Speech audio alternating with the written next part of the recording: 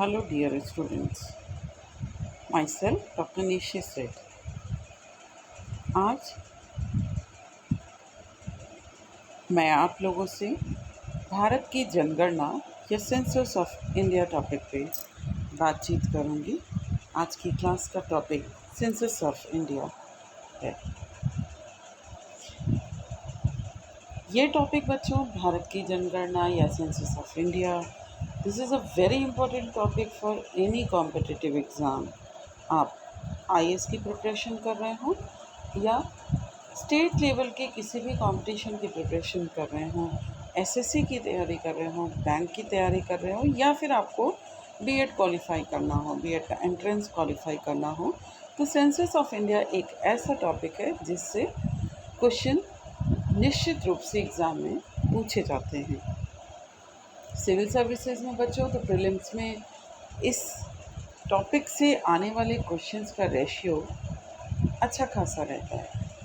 You can find 10 to 12 questions from Census of India in RO exam, in UPPCS exam। 10 से 12 question आपको आराम से मिल जाते हैं। तो ये टॉपिक एग्ज़ाम के पर्पज़ से बहुत इम्पोर्टेंट है। इसके साथ साथ ये टॉपिक एक ऐसा टॉपिक है जिस पे आपको फैक्ट्स जो हैं वो याद करने पड़ेंगे, ध्यान से पढ़ना पड़ेगा, मल्टीपल रिवीजन करने पड़ेंगे और रैपिड रिवीजन करना पड़ेगा। तो बहुत अच्छी तरह आपका फिर ये टॉपिक तैयार हो जाएगा और आप इससे एग्ज़ाम में क्वेश्चन कर पाएंगे। तो चलिए स्टार्ट करते हैं। सेंसस ऑफ इंडिया, जनगणना है क्या बच्चों?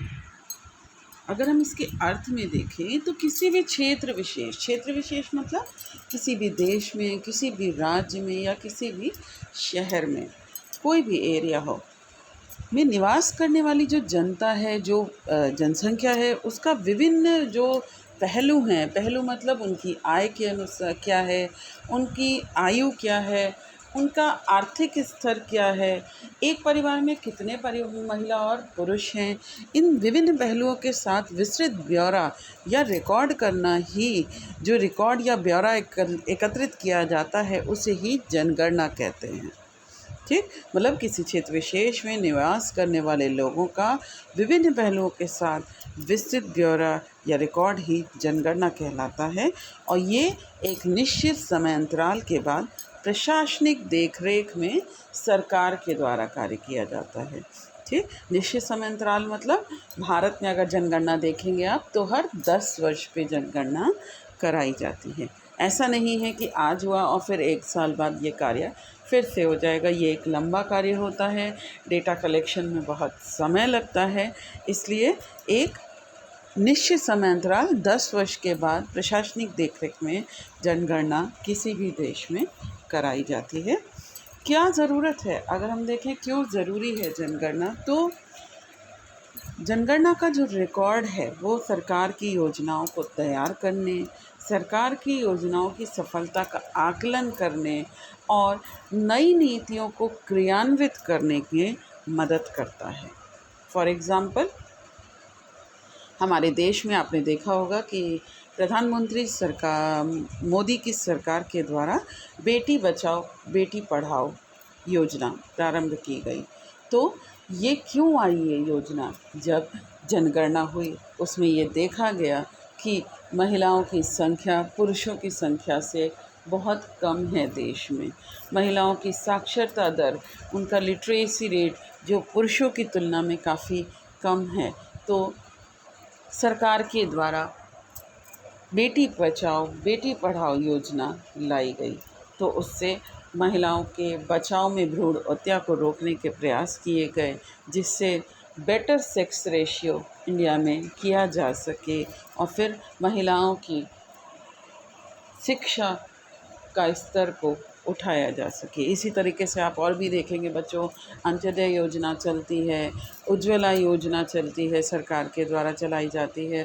तो इन योजनाओं के द्वारा जीवन स्तर को सुधारने, जो बेसिक नीड्स हैं जनता की, उनको उन तक मुहैया कराने के लिए सरकार के द्वारा प्रयास किए जाते हैं। तो जनगणना की ज़रूरत क्या है कि जो भविष्य है सरकार की योजनाओं, कौन सी योजनाओं की ज़रूरत है, कौन सी सरकारी योजनाएं बनाई जाएं, वो सारा कुछ जनगणना के रिकॉर्ड से ही तैयार करने में मदद मिलती है। अब बात करते हैं जनगणना के इतिहास पे। क्या जनगणना अभी शुरू हुई है? नहीं। जनगणना तो अगर हम देखें बच्चों, इतिहास में जाएं तो प्राचीन काल से ही जनगणना होती आ रही है। फॉर एग्ज़ाम्पल, जैसे अर्थशास्त्र कौटिल्य के द्वारा लिखा गया ग्रंथ है, मौर्य काल में लिखी गई रचना है। तो अगर हम देखें तो कौटिल्य के अर्थशास्त्र में भी जनगणना की बात कही है। उसमें प्रशासन में जो 6 प्रमुख समितियों का उल्लेख है, उसमें जनगणना समिति भी महत्वपूर्ण है। ये एक समिति है जो जनगणना का कार्य करने का निर्देश अर्थशास्त्र में दिया गया है। इसके साथ साथ आईन अकबरी जो मध्यकालीन रचना है, जिसकी रचना अबुल फजल के द्वारा की गई है, इस पुस्तक में भी हमें जनगणना किए जाने का उल्लेख मिलता है। तो अगर हम इतिहास में जाएंगे तो हम कह सकते हैं कि इसका इतिहास बहुत पुराना है। लेकिन आधुनिक पद्धति मतलब आज जो जिन तरीक़ों से आज जनगणना की जा रही है व्यवस्थित ढंग से, अगर देखा जाए तो वो जनगणना सर्वप्रथम किस देश में हुई? स्वीडन द्वारा कराई गई। सर्वप्रथम स्वीडन ने ही 1749 में जनगणना कराई थी। उसके बाद अमेरिका में दशकीय जनगणना का कार्य शुरू हुआ। दशकीय जनगणना मतलब हर 10 साल के बाद जनगणना कराए जाने की जो परंपरा थी वो 1890 में सर्वप्रथम अमेरिका में शुरू की गई। अगर हम देखें तो आज हमारे देश में अमेरिका से ही अडॉप्ट किया गया है, क्योंकि हमारे यहाँ भी 10 वर्षों के अंतराल पर ही जनगणना कराई जाती है। अब अगर देखें भारत के संदर्भ में तो ब्रिटिश भारत में पहली जनगणना 1872 में लॉर्ड मेयो के कार्यकाल में हुई थी। ये ब्रिटिश गवर्नर जनरल थे और इनके समय में सबसे पहले ब्रिटिश भारत में जनगणना कराई गई थी। लेकिन व्यवस्थित रूप से प्रत्येक 10 वर्ष के अंतराल पर जनसंख्या का क्रमवार आकलन भारत में 1881 में लॉर्ड रिपन के समय से प्रारंभ हुआ। ठीक है, तो अगर आपसे पूछा जाएगा तो ब्रिटिश भारत में पहली जनगणना कब हुई, तो उसका आंसर है लॉर्ड मेयो के काल में 1872 में। और अगर ये पूछा जाएगा कि व्यवस्थित जनगणना की शुरुआत भारत में कब हुई, तो वो 1881 लॉर्ड रिपन के कार्यकाल में हुई थी। ठीक है, अगर अभी तक बच्चों देखें तो अभी तक भारत में 15 जनगणना हो चुकी हैं। 2011 की जो जनगणना थी वो भारत की 15वीं जनगणना थी। और अगर इंडिपेंडेंस के बाद देखें कि स्वतंत्र भारत में, तो स्वतंत्र भारत में यह 7वीं जनगणना थी। अगर हम देखें, आप ध्यान दीजिएगा कि 2011 से 2021 में हम लोग आ चुके हैं, तो इसका मतलब 10 साल हो चुके हैं जनगणना को। तो अब जनगणना कब होनी है? 2021 में। ठीक, तो आपसे पूछा जाएगा अगर, तो भारत 2021 की जनगणना कौन सी जनगणना है? भारत की 16वीं जनगणना है। और 2011 की जनगणना कौन सी थी? भारत की 15वीं जनगणना है।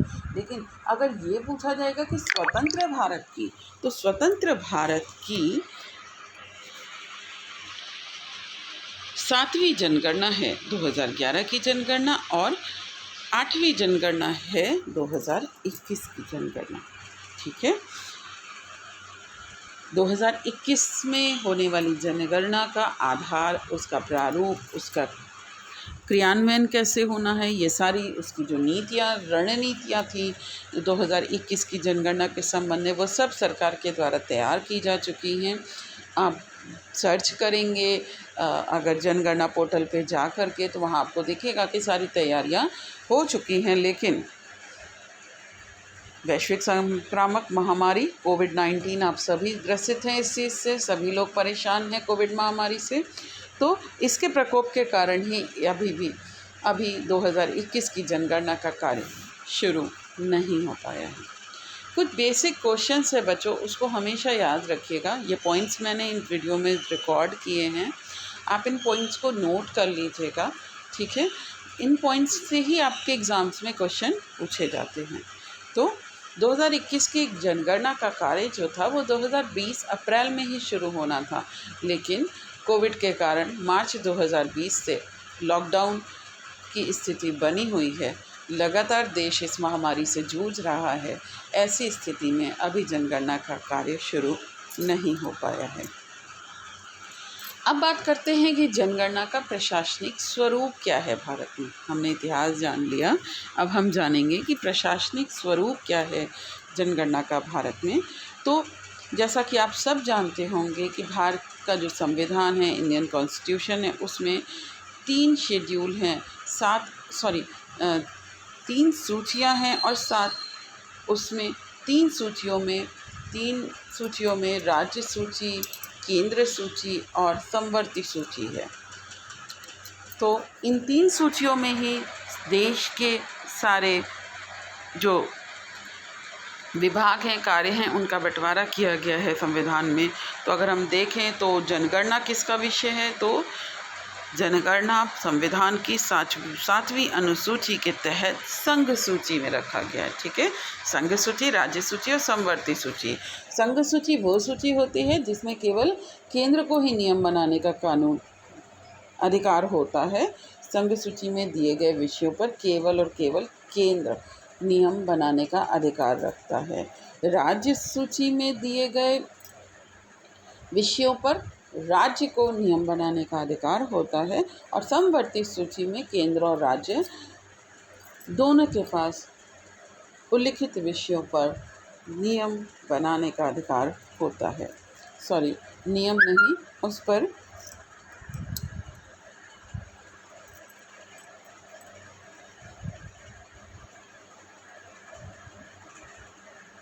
तो जनगणना 7वीं अनुसूची के तहत संघ सूची का विषय है।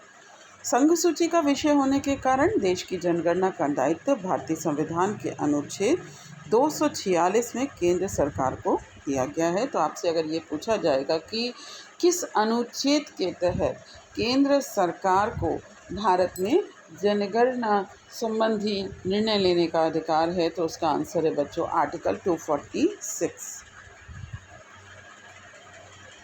स्वतंत्रता के बाद 1948 में जनगणना अधिनियम भी पारित किया गया, सेंसस एक्ट आया, जो जनगणना को वैधानिक स्तर प्रदान करता है। और 1961 में जनगणना की जो इम्पोर्टेंस है उसको देखते हुए गृह मंत्रालय के अधीन जनगणना विभाग भी बनाया गया, सेंसस डिपार्टमेंट का गठन किया गया और केंद्रीय स्तर पर इस विभाग का शीर्ष अधिकारी जो था वो महारजिस्ट्रार या जनगणना आयुक्त, registrar general and census commissioner कहलाया। जो यही जनगणना आयुक्त हैं, यही पूरे देश में जनगणना के कार्यों का निर्देशन करते हैं और जनगणना संबंधी आंकड़ों को जारी करते हैं। जनगणना में राज्य सरकारों के सहयोग की भी व्यापक आवश्यकता होती है। राज्य स्तर पर इसके कार्य के लिए प्रत्येक राज्य और केंद्र शासित प्रदेशों में एक स्थायी जनसंख्या निदेशालय की स्थापना की गई है, जिसका प्रमुख जनगणना निदेशक डायरेक्टर ऑफ सेंसस कहलाता है। यह राज्य जनगणना संबंधी कार्यों का निर्देशन और पर्यवेक्षण करता है, ठीक है। तो ये नहीं है कि केंद्र सरकार का विषय है तो केंद्र सरकार ही कार्य करेगी। केंद्र सरकार के पास अधिकार है, केंद्र सरकार ने अधिनियम पारित किया और registrar general of census commissioner अधिकारी की नियुक्ति की, जनगणना विभाग का गठन किया गया और उसके साथ साथ राज्य सरकारों को भी कार्य इस संदर्भ में सौंपे गए हैं।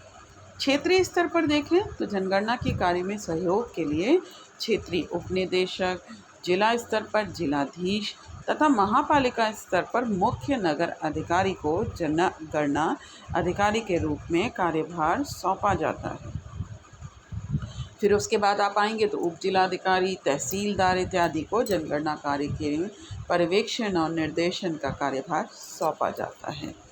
ठीक है बच्चों, तो यहाँ से आपको क्या चीज़ें मेन रूप से जाननी है कि किस सूची का विषय है जनगणना, संघ जो है वो किस किस अनुच्छेद के तहत केंद्र सरकार को जनगणना का दायित्व सौंपता है भारतीय संविधान, कब जनगणना अधिनियम किस वर्ष में पारित किया गया, केंद्रीय स्तर पर इस विभाग का शीर्ष अधिकारी कौन होता है। ये याद रखिएगा बच्चों, क्योंकि जनगणना आयुक्त जो हैं, अभी मैं आगे बात करूंगी आपसे कि 2021 के भी जनगणना आयुक्त नियुक्त किए गए हैं, जिनका नाम विवेक जोशी है, और चंद्रमौली 2011 की जनगणना के मुख्य आयुक्त थे। ठीक है, तो जनगणना आयुक्त जो थे, नाम याद करना पड़ता है, ये पोस्ट आपको लर्न करनी पड़ेगी। फिर राज्य सरकारों का क्या सहयोग है, डायरेक्टर ऑफ सेंसस किस स्तर पर जनगणना के कार्य में सहयोग देता है, तो आंसर होगा उसका राज्य स्तर पर। ठीक है, जहाँ ना समझ में आए बच्चों, कोई प्रॉब्लम हो, आप अपने कमेंट बॉक्स में या चैट बॉक्स में आप अपनी क्वेरी डाल सकते हैं, मैं उसका आंसर आप लोगों को दे दूँगी। ठीक है, अब आते हैं जनगणना 2021 पे। जनगणना 2021, जैसे मैंने कहा कि सारी गतिविधियां महामारी का शिकार हुई हैं, तो जनगणना 2021 का कार्य भी कोविड-19 से प्रभावित हुआ है। कुछ मुख्य पॉइंट्स हैं जो आपको याद करने पड़ेंगे बच्चों। तो 2 चरणों में आंकड़े एकत्रित किए जाएंगे 2021 की जनगणना में। ठीक है, और एक जनसंख्या रजिस्टर बनाया जाएगा। जनसंख्या रजिस्टर में देश के सभी राज्यों के लिए अपडेट किए जाएंगे। रजिस्टर पहले से बना हुआ है। 2 चरणों में जो आंकड़े एकत्रित किए जाएंगे वो किस में अपडेट किए जाएंगे, NPR में, राष्ट्रीय जनसंख्या रजिस्टर में। इसमें एक पॉइंट इम्पोर्टेंट है बच्चों कि असम को छोड़ दिया गया है, वहाँ की रीजनल प्रॉब्लम की वजह से असम को अभी छोड़ा गया है। तो ये क्वेश्चन आपसे एग्ज़ाम में पूछा जा सकता है कि किस राज्य को छोड़ा गया है जिसका अपडेट NPR में नहीं होगा, तो आंसर है असम। ठीक है, पहली बार जनगणना में ऑनलाइन मोड का भी उपयोग किया जाएगा। हम सब पिछले 1 वर्षों से ऑनलाइन मोड पे आप पढ़ भी रहे हैं, टीचर्स आपको पढ़ा भी रहे हैं, और भी गतिविधियां ऑनलाइन मोड पे हो रही हैं। तो जनगणना भी सरकार जो कार्य है वो एक ऐप जारी किया जाएगा। ठीक है, एक चीज़ और इम्पॉर्टेंट है बच्चों, 16 भाषाओं में जनगणना की जाएगी। क्यों? क्योंकि ऐसा माना सरकार ने कि रीजनल लैंग्वेज जो है बहुत इम्पॉर्टेंट है। आप उत्तर प्रदेश में रहते हैं तो आप हिंदी भाषी हैं, आप पंजाब में रहेंगे तो आप पंजाबी भाषी हैं। तो रीजनल लैंग्वेज में जो है वो डेटा कलेक्शन किया जाएगा। प्रश्न कितने होंगे जनगणना में? जनगणना का जो प्रश्न सूची बनाई गई है उसमें 31 प्रश्नों को रखा गया है, जो जनगणना के समय लोगों से पूछे जाएंगे। अगर आपसे एग्ज़ाम में पूछा जाएगा कि जनगणना 2021 का मुख्य आयुक्त, जनगणना आयुक्त कौन है, तो उसका आंसर है विवेक जोशी। चंद्रमौली साहब 2011 की जनगणना के आयुक्त थे। ठीक, जनगणना 2021 का थीम क्या है? तो 2021 का विषय या थीम है जन भागीदारी से जन कल्याण। जन भागीदारी से जन कल्याण। ठीक है, तो ये चीज़ें हैं। आपको लोगों में आपके जो क्वेश्चन सेट मैं बाद में दूंगी लेक्चर के बाद, उसमें आपके ये क्वेश्चंस और इससे रिलेटेड क्वेश्चंस आपको दिए जाएंगे, जिससे बच्चों आपकी प्रैक्टिस हो जाएगी। वो क्वेश्चंस आप बार बार लगाते रहोगे तो आपको अच्छे से तैयार हो जाएगा ये टॉपिक। ठीक है,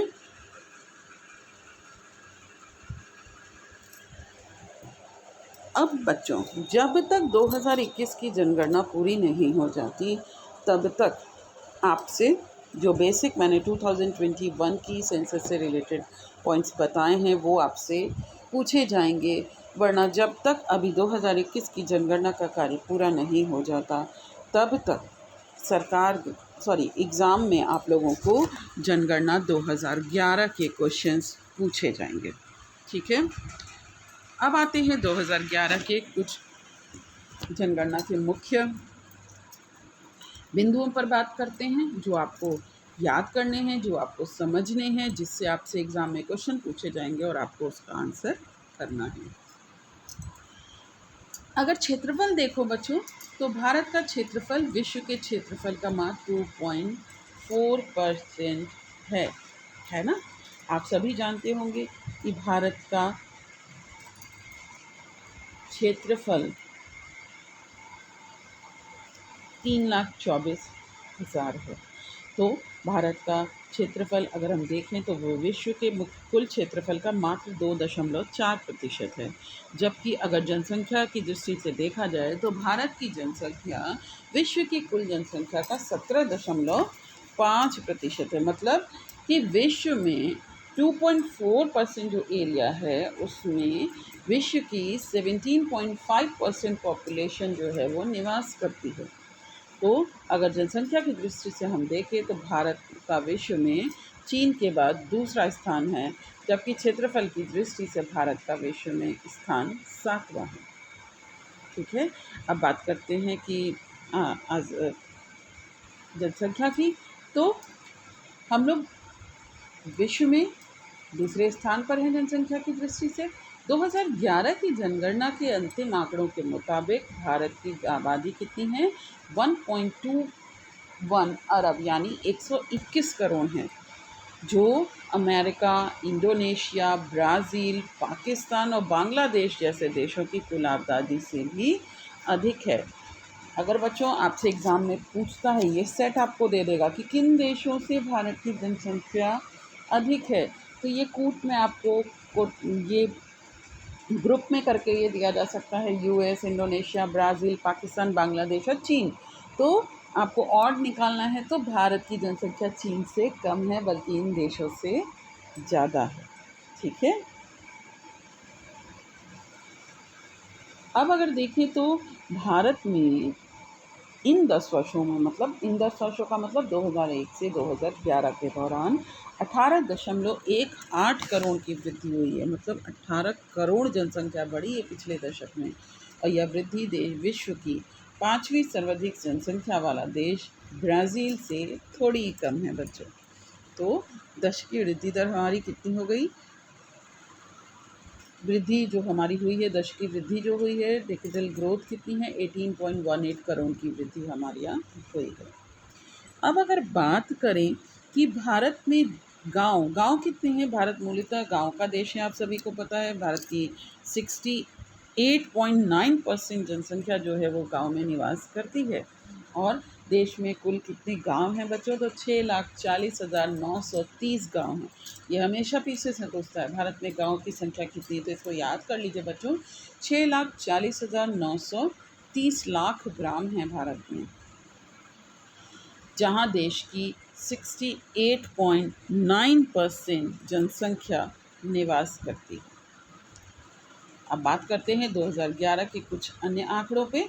तो एक एक करके आपको बताऊंगी बच्चों, भारत में सेक्स रेशियो क्या है, भारत में लिटरेसी रेट क्या है, भारत में जो लाइफ एक्सपेक्टेंसी है वो क्या है, जीवन प्रत्याशा कितनी है। एक एक करके शुरू करते हैं बच्चों।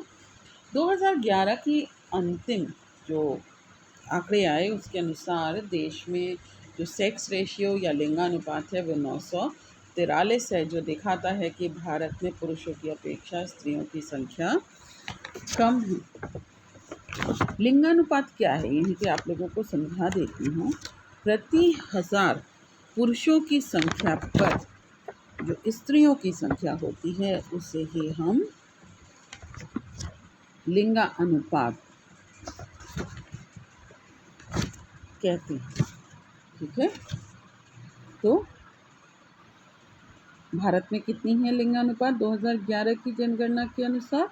2011 की जनगणना के अनुसार भारत में लिंगानुपात 943 है। तो इसका मतलब कि 1000 पुरुषों पर भारत में 943 ही महिलाएं हैं।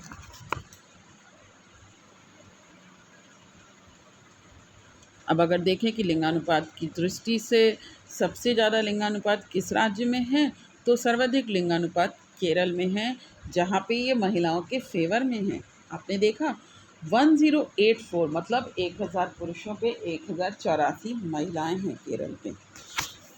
इसके साथ साथ सबसे कम लिंगानुपात हरियाणा में है, क्योंकि यहाँ पे भ्रूण हत्या बहुत होती है बच्चों। तो सबसे कम लिंगानुपात हरियाणा में है, जो कितना है 879 पर 1000 पुरुषों पे 879 महिलाएं ही हैं। अब बात करते हैं जनघनत्व। जनघनत्व मतलब कि एक पर्टिकुलर क्षेत्र में प्रति वर्ग किलोमीटर में रहने वालों की संख्या जनसंख्या घनत्व कहलाती है। ठीक है, जनसंख्या घनत्व क्या है? प्रति वर्ग किलोमीटर में रहने वालों की संख्या ही जनसंख्या घनत्व है। इसे व्यक्ति भूमि अनुपात की संज्ञा भी दी जाती है। याद रखिएगा बच्चों, इसे व्यक्ति भूमि अनुपात की संज्ञा भी दी जाती है। एक फॉर्मूले से इसको निकाला जाता है। और वर्तमान समय पर अगर हम देखें तो सर्वाधिक जनसंख्या का घनत्व जो है वो कहाँ पे है? बिहार में है। सबसे ज़्यादा जनसंख्या का घनत्व बिहार में है, जो 1106 है। तो इसका मतलब बिहार में प्रति वर्ग किलोमीटर में 1106 व्यक्ति रहते हैं। सबसे कम जनसंख्या का घनत्व अरुणाचल प्रदेश में है, जहाँ पे प्रति वर्ग किलोमीटर में मात्र 17 व्यक्ति निवास करते हैं। सबसे ज़्यादा जनसंख्या का घनत्व दिल्ली केंद्र शासित प्रदेश में है, जहाँ पे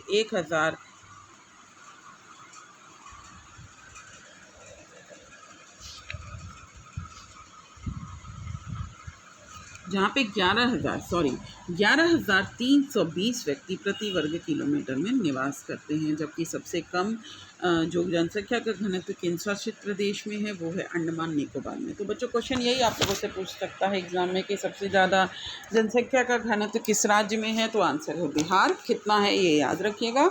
सबसे कम जनसंख्या का घनत्व किस राज्य का है? तो आंसर है अरुणाचल प्रदेश।